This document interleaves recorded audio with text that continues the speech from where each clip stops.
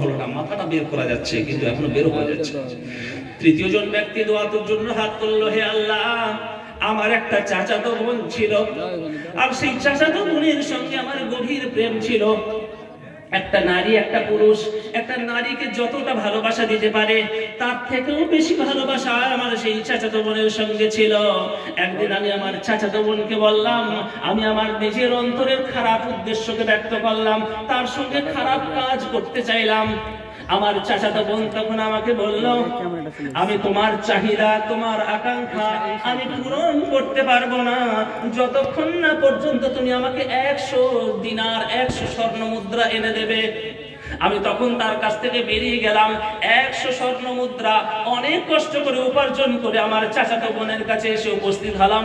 চাচাতো বোনকে 100 দিনার দিলাম, তারপরে তার সমস্ত কাপড়কে তাকে উলঙ্গ করে সমস্ত কাপড়কে খুলে তার সঙ্গে খারাপ কাজ করার জন্য উদ্যত হলাম। চাচাতো বোন তখন আমাকে বলল, ইয়া আব্দুল্লাহ ইত্তাকিল্লাহ ওয়া লা তাফতাহিল খাতামা ইল্লা বিহাক্কিহি, হে খোদার বান্দা, আল্লাহকে ভয় করো এবং অবৈধভাবে তুমি আমার ইজ্জতকে নিয়ে ছিনিমিনি খেলো না। হে আল্লাহ, তখন আমার অন্তরের মধ্যে ভয় সৃষ্টি হলো। সেই অবস্থাতে আমি উঠে পড়লাম।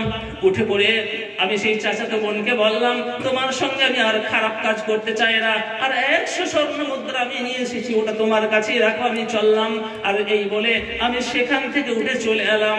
আল্লাহুম্মা ইন কুনতা তা'লামু আন্নী ফাআলতুহু ইবতিগা ওয়াজহিকা ফাফরুজ লানা মা বাকিয়া, হে দয়াময় আল্লাহ, যদি তুমি জানো একমাত্র তোমার সন্তুষ্টি লাভের জন্য আমি এই কাজ করেছি, তাহলে আজকের এই বিপদের দিনে আমাদেরকে সাহায্য করো, আর পাথরের বাকি অংশটাও আমাদের কাছ থেকে দূরে সরিয়ে দাও।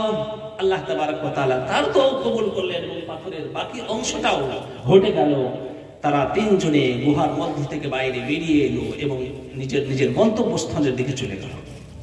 সুতরাং হাদিস দ্বারা, বুখারী শরীফের বিশুদ্ধ হাদিসের মধ্যে ঘটনাটি বর্ণিত হয়েছে। হাদিস দ্বারা বোঝা যাচ্ছে যে পিতামাতার প্রতি ভালো ব্যবহার করা, সদ্ব্যবহার করা এমন একটা বড় ধরনের আমল, যে আমলের ওসিলা দিয়ে দোয়া করলে আল্লাহ তাবারক ওয়া তাআলা সেই দোয়াকে কবুল করে নেন। বলুন সুবহানাল্লাহ। আল্লাহ তাবারক ওয়া তাআলা বলেন, ওয়াকুল লাহুমা কাওলান কারীমা, তাদের সঙ্গে মিষ্টি মিষ্টি কথা বলবে, নরম সুরে কথা বলবে।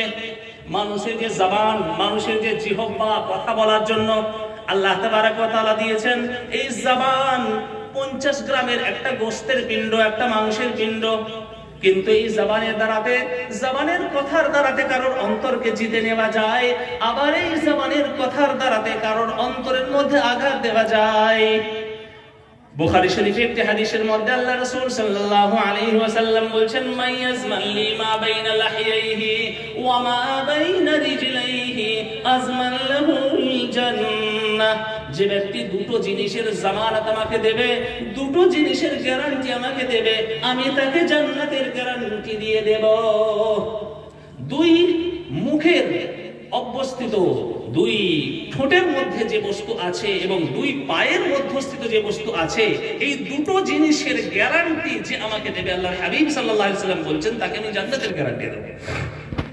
অর্থাৎ দুই ঠোঁটের মধ্যস্থিত বস্তু অর্থাৎ জিহ্বা, জবান, মানুষের কথা, আর দুই যে পায়ের মধ্যস্থিত বস্তু অর্থাৎ নিজের লজ্জাস্থান, এই নিজের লজ্জাস্থানের গ্যারান্টি আল্লাহ রাসূল সাল্লাল্লাহু আলাইহি ওয়াসাল্লাম বলছেন যে আমাকে দেবে, তাকে আমি জান্নাতের গ্যারান্টি দেব।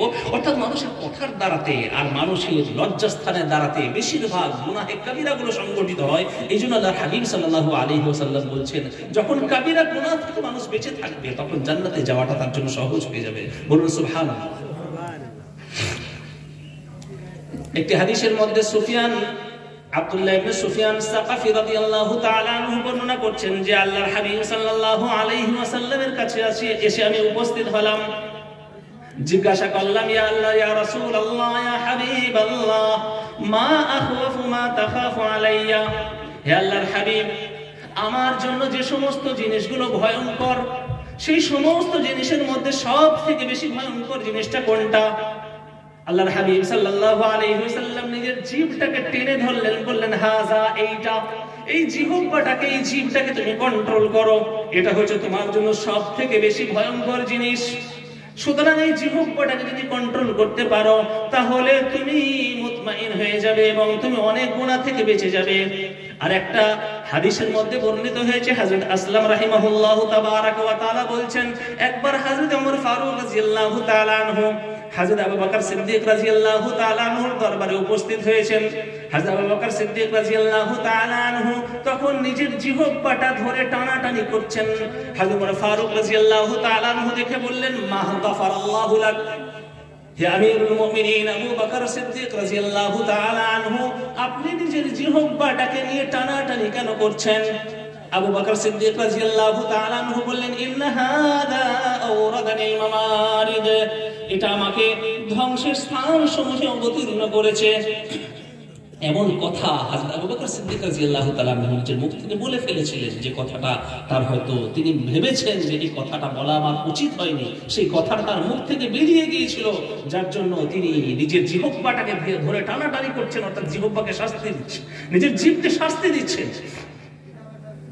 হাদিসের মধ্যে আল্লাহর হাবিব সাল্লাল্লাহু আলাইহি ওয়াসাল্লাম বলেছেন, খিয়ারু ইবাদিল্লাহি আল্লাযীনা ইযা যুকিরাল্লাহ ওয়া শিরারু ইবাদিল্লাহি আল-মাশাউনা বিন-নামিমা আল-মুফাররিকুনা বাইনাল আহিব্বা আল-বাগুনা আল-বারা আল-আনাতা। আল্লাহ তাবারক ওয়া তাআলার নেক বান্দা কারা আর আল্লাহ তাবারক ওয়া তাআলার অপছন্দনীয় বান্দা কারা, তার আলামত, তার পেহচান আল্লাহর হাবিব সাল্লাল্লাহু আলাইহি ওয়াসাল্লাম বলেছেন, খিয়ারু ইবাদিল্লাহ আল্লাযীনা ইযা যুকিরাল্লাহ, আল্লাহ তাবারক ওয়া তাআলার নেক বান্দা হচ্ছে তারা যাদেরকে দেখলেই আল্লাহ তাবারক ওয়া তাআলার কথা মনে পড়ে যায়, আল্লাহর স্মরণ হয়ে যায়। আর আল্লাহ তাবারক ওয়া তাআলার খারাপ বান্দা কারা, আল্লাহ তাবারক ওয়া তাআলার অপ্রিয় বান্দা কারা, তাদের পেহচান আল্লাহর হাবিব সাল্লাল্লাহু আলাইহি ওয়াসাল্লাম বললেন, ওয়া শিরারু ইবাদিল্লাহ আল-মাশাউনা বিন-নামিমা, আল্লাহ তাবারক ওয়া তাআলার কাছে খারাপ বান্দা হচ্ছে সেই বান্দা যে নিজের চগলখুরি করে বেড়ায় আর একের কথা অন্যকে লাগায়। আল-মুফাররিকুনা বাইনাল আহিব্বা, দোস্ত আহবাবদের মধ্যে, বন্ধু বান্ধবদের মধ্যে বিচ্ছেদ সৃষ্টি করে।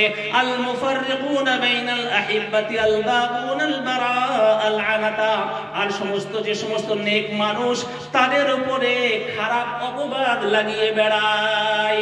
মানুষের মুখের কথা অনেক দাম রাখে।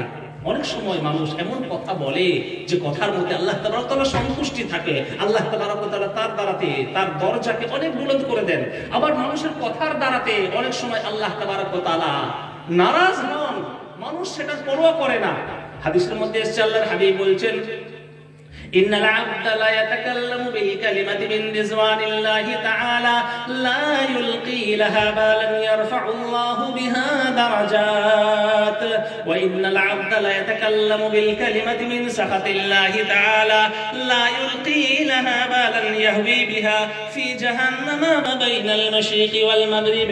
মানুষ মুখে এমন কথা বলে যে কথার মধ্যে আল্লাহ তাবারক ওয়া তাআলার সন্তুষ্টি নিহিত রয়েছে এবং সেই কথার পরোয়া না করে সে বলে ফেলে, আল্লাহ তাবারক ওয়া তাআলা তার দরজাকে বুলন্দ করে দেন। আবার অনেক সময় মানুষ নিজের মুখের দ্বারাতে এমন কথা বলে ফেলে যে কথার মধ্যে আল্লাহ তাবারক ওয়া তাআলার অসন্তুষ্টি রয়েছে, সেই কথার গুরুত্বকে না বুঝেই সে বলে ফেলেছে, কিন্তু সেই কথার জন্য আল্লাহ তাবারক ওয়া তাআলা জাহান্নামের এতটা গভীরে তাকে নিক্ষেপ করে দেন যতটা দূরত্ব পূর্ব আর পশ্চিমের মধ্যে রয়েছে। সুতরাং মানুষের যে জিহ্বা, মুখের কথা অনেক মেপে জুপে বলা দরকার। কথার দ্বারাতে একটা মানুষের অন্তরকে জিতে নেওয়া যায়, আবার এই কথার দ্বারাতে একটা মানুষের হৃদয়ের মধ্যে আঘাত দেওয়া যায়। ইফকের ঘটনা, আম্মাজান আয়েশা সিদ্দিকা রাদিয়াল্লাহু তাআলা আনহার প্রতি মিথ্যা অপবাদের ঘটনার কথা আল্লাহ তাবারক ওয়া তাআলা কোরআনে মাজিদের মধ্যে তুলে ধরেছেন। ৬ম হিজরিতে আল্লাহর হাবিব সাল্লাল্লাহু আলাইহি ওয়াসাল্লাম একটা যুদ্ধে গেছেন। যুদ্ধ থেকে যখন ফিরছেন, আম্মাজান আয়েশা সিদ্দিকা রাদিয়াল্লাহু তাআলা আনহা সঙ্গে ছিলেন। রাস্তার মধ্যে এক জায়গায় অবস্থান করেছেন। শেষ রাত্রিতে আল্লাহর হাবিব সাল্লাল্লাহু আলাইহি ওয়াসাল্লাম ঘোষণা দিলেন যে যার যা পেশাব পায়খানা করার দরকার সে যেন পেশাব পায়খানা করে ফিরে চলে আসে, আমরা এখান থেকে খুব তাড়াতাড়ির মধ্যে রওনা হয়ে চলে যাব। আম্মাজান আয়েশা সিদ্দিকা রাদিয়াল্লাহু তাআলা আনহা গেছেন পেশাব পায়খানা করার জন্য। যাওয়ার পরে তার সেখানে গলার যে সোনার চেনটা ছিল সেই চেনটা সেখানে পড়ে যায়। খোঁজাখুঁজি করতে একটু দেরি হয়ে যায়। যখন তিনি ফিরে আসলেন তখন দেখলেন কাফেলা সেখান থেকে চলে গেছে। কাফেলা যখন সেখান থেকে চলে গেছে, আম্মা জান আয়েশা সিদ্দিকা রাদিয়াল্লাহু তাআলা আনহা মনে মনে ভাবলেন যে আমি এখান থেকে কাফেলা চলে গেছে, আমি এখানেই বসে থাকি। আল্লাহর হাবিব সাল্লাল্লাহু আলাইহি ওয়াসাল্লাম যখন দেখবেন কাফেলার মধ্যে আয়েশা নেই, তখন খোঁজার জন্য এই জায়গাতে আসবেন। আমি যদি এদিকে ওদিকে দৌড়াদৌড়ি করি তাহলে কেউ কাউকে খুঁজে পাবে না। সুতরাং আম্মা জান আয়েশা সিদ্দিকা রাদিয়াল্লাহু তাআলা আনহা সেইখানে বসে পড়লেন। সাফওয়ান ইবনে মুআত্তাল রাদিয়াল্লাহু তাআলা আনহু একজন সাহাবী ছিলেন। আল্লাহর হাবিব সাল্লাল্লাহু আলাইহি ওয়াসাল্লাম তাকে নিযুক্ত করেছিলেন যে তুমি কাফেলার পিছনে পিছনে আসবে, আর যদি কাফেলার কোনো জিনিস পড়ে থেকে যায় তাহলে তুমি সেটাকে কুড়িয়ে নিয়ে চলে আসবে। যখন সেই জায়গাতে সাফওয়ান ইবনে মুআত্তাল রাদিয়াল্লাহু তাআলা আনহু এসেছেন, দেখছেন আম্মা জান আয়েশা বসে রয়েছেন। তিনি পড়লেন ইন্না লিল্লাহি ওয়া ইন্না ইলাইহি রাজিউন। আম্মা জান আয়েশা সিদ্দিকা রাদিয়াল্লাহু তাআলা আনহা বসে বসে ঘুমিয়ে পড়েছিলেন। যখন তিনি ইন্না লিল্লাহি ওয়া ইন্না ইলাইহি রাজিউনের আওয়াজ কানে শুনতে পেলেন, তখন তার ঘুমটা ভেঙে গেল। চক্ষু খুলে দেখলেন সাফওয়ান ইবনে মুআত্তাল দাঁড়িয়ে রয়েছেন। সঙ্গে সঙ্গে তিনি ঘুমটাটা টেনে নিলেন।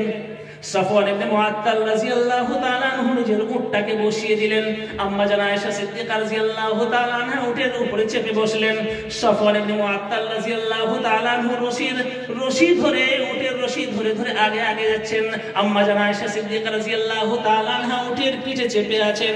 তারপরে আস্তে আস্তে যেতে যেতে যেতে যেতে সেই কাফেলা যেখানে আছে আল্লাহর হাবিব সাল্লাল্লাহু আলাইহি ওয়াসাল্লাম সেই কাফেলার সঙ্গে মিলিত হলেন। একজন মুনাফিক ছিল, রাইসুল মুনাফিকিন, মুনাফিকদের সর্দার আব্দুল্লাহ ইবনে উবাই ইবনে সালুল। সে একটা সুবর্ণ সুযোগ পেয়ে গেল। সে তখন অপবাদ রটিয়ে দিল যে আয়েশা আর সাফওয়ান ইবনে মুআত্তাল দুজনে পিছনে রয়ে গিয়েছিল। এদের উদ্দেশ্য খারাপ ছিল, তারা খারাপ কাজ করেছিল। ভাই অপবাদ রটিয়ে দিল। আম্মা জান আয়েশার বিরুদ্ধে একটা অপবাদ রটিয়ে দিল যে আম্মা জান আয়েশা সাফওয়ান ইবনে মুআত্তাল রাদিয়াল্লাহু তাআলা আনহুর সঙ্গে খারাপ কাজ করেছে। আম্মা জান আয়েশা সিদ্দিকা রাদিয়াল্লাহু তাআলা আনহা টের পেলেন না তার বিরুদ্ধে এরকম ধরনের চক্রান্ত চলছে, আর তার বিরুদ্ধে এরকম ভাবে অপবাদ রটে বেড়াচ্ছে। আল্লাহর হাবিব সাল্লাল্লাহু আলাইহি ওয়াসাল্লামও কিছু বুঝে উঠতে পারছেন না। তিনি কি ফয়সালা করবেন, তিনি কি সিদ্ধান্ত নেবেন বুঝে উঠতে পারছেন না। আম্মা জান আয়েশা সিদ্দিকা রাদিয়াল্লাহু তাআলা আনহা কিছুই জানেন না, তবে এতটুকু উপলব্ধি করছেন যে আল্লাহর হাবিব সাল্লাল্লাহু আলাইহি ওয়াসাল্লাম আগে তার কাছে যেরকম ভাবে হাসি খুশি ভাবে সাক্ষাৎ করতেন সেই রকম ভাবে হাসি খুশি মনোভাব আর তার নেই। আম্মা জান আয়েশা সিদ্দিকা রাদিয়াল্লাহু তাআলা আনহা একদিন রাতে শুয়ে আছেন এবং সেই সঙ্গে আব্দুল্লাহ ইবনে উবাই ইবনে সালুল রাইসুল মুনাফিকিনদের সঙ্গে তিনজন সাহাবায়ে কেরাম কান কথায় মেতে উঠে ওই অপবাদ রটানোতে শামিল হয়ে গিয়েছিল। একজন আল্লাহর হাবিব সাল্লাল্লাহু আলাইহি ওয়াসাল্লামের জামানার প্রখ্যাত কবি ছিলেন হাসান বিন সাবিত রাদিয়াল্লাহু তাআলা আনহু। দ্বিতীয়জন ছিলেন হযরত আবু বকর সিদ্দিক রাদিয়াল্লাহু তাআলা আনহুর খালার নাতি মিস্তাহ ইবনে আসাসা রাদিয়াল্লাহু তাআলা আনহু। তৃতীয়জন ছিল আল্লাহর হাবিব সাল্লাল্লাহু আলাইহি ওয়াসাল্লামের শালী হামনা বিনতে জাহাশ রাদিয়াল্লাহু তাআলা আনহা। এই তিনজন সাহাবা কান কথায় মেতে উঠে আম্মা জান আয়েশার বিরুদ্ধে যে অপবাদ রটে বেড়াচ্ছে সেই অপবাদ রটানোতে শামিল হয়ে গেলেন। একদিন আম্মা জান আয়েশা সিদ্দিকা রাদিয়াল্লাহু তাআলা আনহা রাতে শুয়ে আছেন। মিস্তাহ ইবনে আসাসার মা উঠেছেন, তার পায়ে কাপড় জড়িয়ে তিনি পড়ে গেছেন। বলছেন মিস্তাহ ধ্বংস হোক। আম্মা জান আয়েশা জিজ্ঞাসা করলেন কি ব্যাপার খালা, আপনি নিজের ছেলের জন্য ধ্বংস কামনা কেন করছেন, বদদুয়া কেন করছেন? মিস্তাহ ইবনে আসাসার মা তখন বলছেন যে বেটি তুমি জানো না আমার ছেলে তোমার বিরুদ্ধে অপবাদ রটিয়ে বেড়াচ্ছে। আম্মা জান আয়েশা আকাশ থেকে ভেঙে পড়লেন, বললেন আমার বিরুদ্ধে কি অপবাদ রটিয়ে বেড়াচ্ছে, আমার বিরুদ্ধে কি অপবাদ রটছে? তখন তিনি বললেন যে তুমি জানো না তোমার বিরুদ্ধে এরকম ভাবে খারাপ অপবাদ সে রটিয়ে বেড়াচ্ছে। তখন আম্মা জান আয়েশা সিদ্দিকা রাদিয়াল্লাহু তাআলা আনহা খুব বেশি পরিমাণে দুঃখিত হলেন। আল্লাহর হাবিব সাল্লাল্লাহু আলাইহি ওয়াসাল্লামের কাছে আরজ করলেন, হে আল্লাহর রাসূল আমার মন খুব খারাপ, আমি আমার বাপের বাড়িতে যেতে চাই। আল্লাহর হাবিব সাল্লাল্লাহু আলাইহি ওয়াসাল্লাম পারমিশন দিয়ে দিলেন, ইজাজত দিয়ে দিলেন। আম্মা জান আয়েশা সিদ্দিকা রাদিয়াল্লাহু তাআলা আনহা নিজের আব্বা আবু বকর সিদ্দিক রাদিয়াল্লাহু তাআলা আনহুর বাড়িতে চলে গেলেন। কিছুদিন পরে আল্লাহর হাবিব সাল্লাল্লাহু আলাইহি ওয়াসাল্লাম গেছেন আবু বকরের বাড়িতে। আবু বকরকে ডাকলেন, আবু বকর রাদিয়াল্লাহু তাআলা আনহুর স্ত্রীকে ডাকলেন, আয়েশাকে ডাকলেন। আয়েশাকে ডেকে বললেন, আয়েশা, তোমার বিরুদ্ধে যে অপবাদ মদিনার চতুর্দিকে রটে বেড়াচ্ছে তুমি জানো, আর সেই খারাপ কাজ যে তুমি করেছো কি করো নাই সেটা আল্লাহ পাক ভালো জানে, আমিও জানি না। তবে তুমি ভালো জানো তুমি খারাপ কাজ করেছো কি করো নাই। যদি তুমি খারাপ কাজ করে থাকো তাহলে তুমি নিজের মুখে স্বীকার করো, আর যদি তুমি খারাপ কাজ না করে থাকো আল্লাহ তাবারক ওয়া তাআলা তোমার পবিত্রতাকে ঘোষণা করবেন। আম্মা জান আয়েশা সিদ্দিকা রাদিয়াল্লাহু তাআলা আনহা বললেন, হে আল্লাহর রাসূল, এতটা বেশি পরিমাণে আমার বিরুদ্ধে অপবাদ রটে গেছে, আমি যদি এই মুহূর্তে বলি যে আমি খারাপ কাজ করি নাই তাহলে আপনারা আমার কথা শুনবেন না, আর যদি আমি বলি যে হ্যাঁ আমি খারাপ কাজ করেছি তাহলে এক বাক্যে আপনারা মেনে নেবেন। সুতরাং এই মুহূর্তে আমি কোনো কিছুই বলবো না, আমার কাজ হচ্ছে ফাসাবরুন জামিল ওয়াল্লাহুল মুস্তাআনু আলা মা তাসিফুন। হযরত ইয়াকুব আলাইহিস সালাতু ওয়াস সালাম বলেছিলেন ফাসাবরুন জামিল, আমার কাজ হচ্ছে সবর করা, ধৈর্য ধারণ করা। হযরত ইয়াকুব আলাইহিস সালাতু ওয়াস সালামের ছেলেরা যখন ইউসুফ আলাইহিস সালাতু ওয়াস সালামকে কুয়োর মধ্যে ফেলে দিয়েছিল, আর ইউসুফ আলাইহিস সালাতু ওয়াস সালামের জামাটা থেকে নিয়ে কুকুরের রক্ত লাগিয়ে আর আব্বা ইয়াকুব আলাইহিস সালাতু ওয়াস সালামের কাছে রাত্রিবেলা এসে কাঁদতে কাঁদতে এসে উপস্থিত হলো, বলল, আব্বা আমাদের ছোট্ট ভাই ইউসুফকে বাঘে খেয়ে নিয়েছে। হযরত ইয়াকুব আলাইহিস সালাতু ওয়াস সালাম তখন বললেন যে হে আমার বাছারা, তোমরা যে বলছো তোমাদের ছোট্ট ভাই ইউসুফকে বাঘে খেয়ে নিয়েছে, সেই বাঘটা কত বিচক্ষণ বাঘ ছিল, কত চালাক বাঘ ছিল। ইউসুফকে তো খেয়ে নিয়েছে আর জামাটা বিন্দু মাত্র ছেড়ে নাই। বাঘটা কিরকম চালাক বাঘ ছিল, ইউসুফকে খেয়ে নিয়েছে আর জামাটা ছেড়ে নাই, একটু ছেড়ে নাই, কিরকম চালাক বাঘ ছিল। সুতরাং হযরত ইয়াকুব আলাইহিস সালাতু ওয়াস সালাম বললেন ফাসাবরুন জামিল ওয়াল্লাহুল মুস্তাআনু আলা মা তাসিফুন, আমার কাজ হচ্ছে ধৈর্য ধারণ করা, আর তোমরা যা কিছু বলছো সেই বিষয়ে আল্লাহ তাবারক ওয়া তাআলা আমার সাহায্যকারী। আম্মা জান আয়েশা সিদ্দিকা রাদিয়াল্লাহু তাআলা আনহা আজকে বললেন, হে আল্লাহর রাসূল, আমি কোরআন বেশি পড়িনি, আমার বয়স খুবই অল্প, কোরআন বেশি পড়িনি, তবে এতটুকু জানি হযরত ইয়াকুব আলাইহিস সালাতু ওয়াস সালাম বলেছিলেন ফাসাবরুন জামিল ওয়াল্লাহুল মুস্তাআনু আলা মা তাসিফুন, আমার কাজ হচ্ছে ধৈর্য ধারণ করা, এবং আমার কাজ হচ্ছে আল্লাহ তাবারক ওয়া তাআলার জন্য ধৈর্য ধারণ করা। বর্ণনাকারী বর্ণনা করছেন যে আল্লাহর হাবিব সাল্লাল্লাহু আলাইহি ওয়াসাল্লাম সেইখানেই বসেছিলেন, হঠাৎ করে আল্লাহ রাসূল সাল্লাল্লাহু আলাইহি ওয়াসাল্লামের উপরে ওহী অবতীর্ণ হতে লাগলো। আল্লাহ তাবারক ওয়া তাআলা সূরা নূরের 11 নম্বর আয়াত থেকে নিয়ে 20 নম্বর আয়াত পর্যন্ত মোট 10টি আয়াত আল্লাহ তাবারক ওয়া তাআলা অবতীর্ণ করলেন আম্মা জান আয়েশা সিদ্দিকা রাদিয়াল্লাহু তাআলা আনহার পবিত্রতা বর্ণনা করার জন্য। আল্লাহ তাবারক ওয়া তাআলা সূরা নূরের আয়াত অবতীর্ণ করলেন, ইন্নাল্লাযীনা জাউ বিল ইফকি উসবাতুম মিনকুম লা তাহসাবুহু শাররান লাকুম বাল হুয়া খায়রুল লাকুম লিকুল্লি ইমরিইন মিনহুম মাকতাসাবা মিনাল ইসম ওয়াল্লাযী তাওয়াল্লা কিবরাহু মিনহুম লাহু আযাবুন আযীম। যারা ওই অপবাদ রটানোতে শামিল হয়েছে তারা তোমাদের মধ্য থেকে একজন, তোমরা এই ঘটনাকে নিজেদের জন্য অকল্যাণকর মনে করো না, এই ঘটনাটা তোমাদের জন্য কল্যাণকর। আর যারা সেই অপবাদ রটানোতে শামিল হয়েছে তাদের জন্য রয়েছে নির্ধারিত শাস্তি। আল্লাহর হাবিব সাল্লাল্লাহু আলাইহি ওয়াসাল্লাম আম্মা জান আয়েশাকে বললেন যে আয়েশা, তোমার জন্য বড় খুশখবরি, তোমার জন্য শুভ সংবাদ।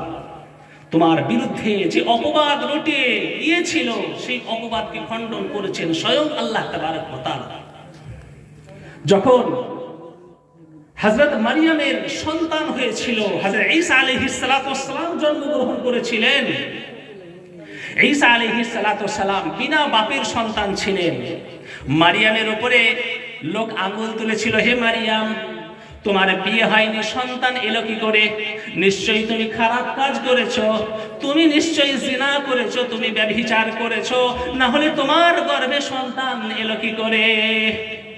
আল্লাহ তাবারক ওয়া তাআলা তখন ছোট্ট শিশু ঈসাকে বাকশক্তি দান করেছিলেন।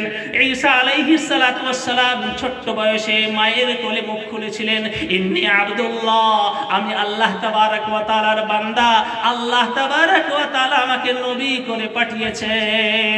আমার মা কোনো খারাপ কাজ করেনি, আমার মা ব্যভিচার করেনি, আমার মা জিনা করেনি। আমি আমার মায়ের গর্ভ থেকে বৈধ সন্তান, যেরকম ভাবে আল্লাহ তাবারক ওয়া তাআলা পিতা মাতা উভয় থেকে সন্তান দিতে পারেন, আল্লাহ তাবারক ওয়া তাআলা কাদির মুতলাক, আল্লাহ তাবারক ওয়া তাআলা সর্বশক্তিমান, আল্লাহ তাবারক ওয়া তাআলা মা বাপে সন্তান দিতে পারেন, সেই আল্লাহ তাবারক ওয়া তাআলা বিনা বাপেও সন্তান দান করতে পারেন। সুতরাং ঈসা আলাইহিস সালাতু ওয়াস সালাম ছোট্ট শিশু, একদিনের শিশু, সদ্যজাত শিশু, সেই শিশু মুখ খুলেছিলেন যে আমার মা পবিত্র, আমার মা জিনাকারী নন, আমার মা ব্যভিচারিণী নন। হযরত ইউসুফ আলাইহিস সালাতু ওয়াস সালামের উপরে অপবাদ লেগেছিল, যখন বাদশার স্ত্রী জুলাইখার সঙ্গে একটা অপবাদ হযরত ইউসুফ আলাইহিস সালাতু ওয়াস সালামের উপরে রটেছিল, তখন আল্লাহ তাবারক ওয়া তাআলা ছোট্ট একটা শিশুকে বাকশক্তি দিয়েছিলেন। সেই ছোট্ট শিশু ফয়সালা করেছিল যে ইউসুফ আলাইহিস সালাতু ওয়াস সালামের জামাটা দেখো, জামাটা যদি সামনের দিকে ছেঁড়া আছে না পিছনের দিকে ছেঁড়া আছে একটু দেখো। যদি পিছনের দিকে ছেঁড়া থাকে তাহলে জানতে হবে যে জুলাইখা টানাটানি করেছে, আর যার জন্য জামাটা পিছন দিক থেকে ছেঁড়া রয়েছে জুলাইখা দোষী। আর যদি জামাটা সামনের দিক থেকে ছেঁড়া থাকে তাহলে জানতে হবে যে ইউসুফ নিজে দোষী। তখন দেখা গেল জামাটা পিছনের দিক থেকে ছেঁড়া, তখন সবাই জানতে পেরে গেল যে ইউসুফ আলাইহিস সালাতু ওয়াস সালাম তিনি জিনাকারী নন, তিনি জুলাইখার সঙ্গে কোনো খারাপ কাজ করেননি, বরং জুলাইখাই হচ্ছে দোষী। হযরত ইউসুফ আলাইহিস সালাতু ওয়াস সালাম নির্দোষ ছিলেন। সুতরাং হযরত ইউসুফ আলাইহিস সালাতু ওয়াস সালামের উপরে যখন অপবাদ ঘটলো, তখন ছোট্ট শিশু সেই গওয়াহি দিল, সাক্ষী দিল ইউসুফ আলাইহিস সালাতু ওয়াস সালামের পবিত্রতার। যখন হযরতে মারিয়ামের উপরে অপবাদ লাগলো, ছোট্ট শিশু হযরত ঈসা আলাইহিস সালাতু ওয়াস সালাম সাক্ষী দিলেন নিজের মায়ের পবিত্রতার। আর যখন আম্মা জান আয়েশা সিদ্দিকা রাদিয়াল্লাহু তাআলা আনহার প্রতি অপবাদ লাগলো, আল্লাহ তাবারক ওয়া তাআলা স্বয়ং কোরআনে কারীমের 10টি আয়াত অবতীর্ণ করে তার পবিত্রতাকে ঘোষণা করলেন। বলুন সুবহানাল্লাহ, আরো জোরে বলুন সুবহানাল্লাহ। সুতরাং যে জবানের কথা, মানুষের মুখের কথা, এই কথাকে অনেক মেপে চুপে বলা দরকার। কথা কি শেষ করব নাকি? আপনার কি ধৈর্য হারা হয়ে যাচ্ছেন নাকি, না আর কিছুক্ষণ চলবে? খুবই অল্প সময়ের মধ্যে কথা শেষ করবো ইনশাআল্লাহ। তো সুতরাং আমার ভাইয়েরা, জবানের যে কথা, মানুষের যে কথা, সেই কথা অনেক বেশি পরিমাণে গুরুত্ব রাখে, অনেক বেশি পরিমাণে দাম রাখে। সুতরাং আমরা চেষ্টা করব যেন খারাপ কথা, কটু কথা আমাদের মুখ থেকে যেন না বের হয়। আবার আমার ভাইয়েরা, অন্য কেউ যদি আমাকে কটু কথা বলে, খারাপ কথা বলে, তার সম্পর্কে তখন ধৈর্য ধারণ করা, তার উপরে রাগ না করা, এটাও আল্লাহর হাবিব সাল্লাল্লাহু আলাইহি ওয়াসাল্লামের সুন্নাত। হযরত ইসমাঈল শহীদ রাহমাতুল্লাহ আলাইহি একবার দিল্লির জামে মসজিদে বক্তৃতা করছিলেন, তিনি বয়ান করছিলেন। একজন ব্যক্তি উঠে দাঁড়িয়ে বলছে যে হুজুর, শুনেছি আপনি নাকি হারামজাদা। ইসমাঈল শহীদ রাহমাতুল্লাহ আলাইহি দিল্লির জামে মসজিদে বয়ান করছেন, ভরা মজলিস। একজন উঠে দাঁড়িয়ে বলছে যে হুজুর, শুনেছি আপনি নাকি হারামজাদা, অর্থাৎ আপনি নিজের মায়ের বৈধ সন্তান নন, অবৈধ সন্তান, আপনার মা খারাপ কাজ করে আপনাকে জন্ম দিয়েছে। ইসমাঈল শহীদ রাহমাতুল্লাহ আলাইহি এখন একটা ভরা মজলিসে একটা বড় আলেমকে একটা হারামজাদা বলা মানে চারটিখানি ব্যাপার নয়, অনেক বড় ধরনের ব্যাপার। অন্য কেউ হলে হয়তো বলবে তুই হারামজাদা, তোর বাপ হারামজাদা। ইসমাঈল শহীদ রাহমাতুল্লাহ আলাইহি বিন্দুমাত্র রাগ করলেন না, বললেন, হে আমার ভাই, তুমি যে আমাকে বলছো আমি হারামজাদা, আমি হারামজাদা নই। আমার মায়ের বিবাহ যে আমার বাপের সঙ্গে হয়েছিল সেই বিবাহের গাওয়া সাক্ষী এখনো দিল্লির বুকে রয়েছে। উত্তর দিয়ে দিলেন, রাগ করলেন না। ইমামে আজম আবু হানিফা রাহমাতুল্লাহ আলাইহি সারা রাত্রি আল্লাহ তাবারক ওয়া তাআলার ইবাদত করতেন। ঈশার ওযুতে তিনি ফজরের নামাজ পড়তেন, সারা রাত্রি আল্লাহ তাবারক ওয়া তাআলার ইবাদত করতেন। আবার সকাল বেলায় ঘুমোতেন না, সকাল বেলায় তিনি দারস ও তাদরিসের মধ্যে হাদিসের পাঠদান করতেন, তিনি মসলা মাসাইল ছাত্রদেরকে পড়াতেন। জোহর থেকে নিয়ে আসর পর্যন্ত তিনি একটু আরাম করতেন, একটু বিশ্রাম দিতেন, একটু ঘুমোতেন। সারা রাত্রি ঘুমোতেন না, সকালেও ঘুমোতেন না, আর জোহর থেকে নিয়ে আসর পর্যন্ত একটু তিনি ঘুমোতেন। যখন জোহরের পরে তিনি ঘুমোতে গেছেন, দরজাটা বন্ধ করে একজন ব্যক্তি এসেছে, দরজার মধ্যে খটখট করে আওয়াজ দিয়েছে। এখন কত বড় রাগ হবে বলেন? একজন মানুষ সারা রাত্রি জাগা, জোহরের পরে একটু ঘুমোতে বসেছে আর একটু ঘুমটা এসেছে, তখন সেই ব্যক্তির ঘুমটাকে ডিস্টার্ব করে যদি কেউ ডিস্টার্ব করে তাহলে কতটা রাগ ধরবে। হযরত ইমাম আযম আবু হানিফা রাহমাতুল্লাহ আলাইহি রাগ করলেন না, আস্তে আস্তে এলেন, দরজাটা খুললেন, দেখলেন একজন ব্যক্তি দাঁড়িয়ে আছে। ইমাম আযম আবু হানিফা রাহমাতুল্লাহ আলাইহি জিজ্ঞাসা করলেন, কি ব্যাপার? সেই ব্যক্তি তখন বলছে যে হুজুর, আমার একটা মসলা রয়েছে, আমি আপনার কাছে একটা মসলা জানতে এসেছি। ইমামে আযম আবু হানিফা রাহমাতুল্লাহ আলাইহি বললেন, কি মসলা বলো? বললেন যে হুজুর, মসলাটা ভুলে গেছি, প্রশ্নটা ভুলে গেছি। প্রশ্নটা আমার অন্তরের মধ্যে ছিল, আমার ব্রেনের মধ্যে ছিল। আপনি যখন ওই দরজাটা খুলছিলেন তখন আমি ওই প্রশ্নটা ভুলে গেছি। এখন কত বড় রাগ ধরবে বলেন তো? সারা রাত্রি জাগা একটা মানুষ দুপুরে একটু আরাম করেছে, ঘুমের ব্যাঘাত ঘটিয়েছে, আবার দরজা খুলে বলছে যে প্রশ্ন করতে এসেছিল, প্রশ্নটাও ভুলে গেছে। ইমামে আযম আবু হানিফা রাহমাতুল্লাহ আলাইহি বললেন যে ঠিক আছে, চলে যাও, যখন তোমার মনে আসবে তখন তুমি জিজ্ঞাসা করে নেবে। সেই ব্যক্তি চলে গেছে। ইমামে আযম আবু হানিফা রাহমাতুল্লাহ আলাইহি দরজাটা বন্ধ করে আবার শুয়ে পড়েছেন বিছানায়। আবার একটু ঘুমটা এসেছে, আবার সেই আওয়াজ, আবার সেই দরজা ঠক ঠক করার আওয়াজ। আবার এসছেন, দরজাটা খুলে দেখছেন সেই ব্যক্তি দাঁড়িয়ে আছে। যখন সেই ব্যক্তি দাঁড়িয়ে আছে তখন জিজ্ঞাসা করছেন, বললেন কি ব্যাপার? বলছে হুজুর, সেই মশলাটা মনে পড়েছে, কি প্রশ্ন জিজ্ঞাসা করব? বললো কি বলছি বলো। বলছে হুজুর, আবার ভুলে গেছি। বললেন ইমামে আযম আবু হানিফা রাহমাতুল্লাহ আলাইহি বললেন, যখন মনে আসবে তখন জিজ্ঞাসা করে নিও, এখন চলে যাও। দরজাটা বন্ধ করে আবার ঘুমিয়েছেন, আবার একটু চোখটা লেগেছে, আবার দরজায় খটখট আওয়াজ। যখন সেই ব্যক্তি হাসতে ইমামে আযম আবু হানিফা রাহমাতুল্লাহ আলাইহি দরজা খুলেছেন, বললেন কি ব্যাপার বলো। বলছে হুজুর, এইবারে মনে পড়েছে প্রশ্নটা হচ্ছে আমার এটাই, আমার এই মশলাটাই হচ্ছে জানার মশলা। জানার মশলা হচ্ছে যে মানুষের পায়খানা মিষ্টি না তেতো। এখন চিন্তা করেন, একটা মানুষের ঘুমে 3 বার করে ব্যাঘাত ঘটানো, সারা রাত্রি জাগা একটা মানুষ 3 বার ঘুমের ব্যাঘাত ঘটানোর পরে তারপরে আবার সেই প্রশ্ন, একটা অবান্তর প্রশ্ন, অবান্তর প্রশ্ন, মানুষের পায়খানা মিষ্টি না তেতো, এটা কোনো ধরনের প্রশ্ন হলো নাকি? একটা অবান্তর প্রশ্ন।